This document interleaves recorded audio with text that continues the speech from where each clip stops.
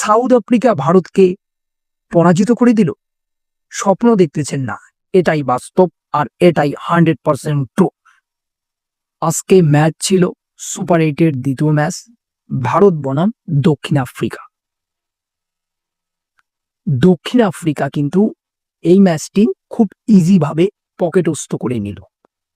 আজকে প্রথমে টসে জিতে কিন্তু অ্যাডেন মাকরাম অর্থাৎ সাউথ আফ্রিকার ক্যাপ বা অধিনায়ক, সে টসে জিতে ব্যাটিং করে প্রথমে একটু হোঁচট খেলো, তারা কিন্তু উঠে দাঁড়ায় অ্যান্ড কিন্তু 187 রান 7 উইকেটের বিনিময়ে তারা সংগ্রহ করে। গুড স্কোর, আমি প্রথমে বলছিলাম এই স্কোরটা খুব ভালো স্কোর, যেহেতু একটা বড় মাঠে খেলা হচ্ছিল নরেন্দ্র মোদী স্টেডিয়াম, আহমেদাবাদের নরেন্দ্র মোদী স্টেডিয়ামে। এই রানটি চেস করতে নেমে আমাদের ভারতীয় দল প্রথমেই হোঁচট খায় এবং লাস্ট অব্দি কিন্তু হোঁচট খেতে খেতে অল উইকেট হয়ে যায়, অর্থাৎ 111 রানে অল উইকেট হয়ে যায়।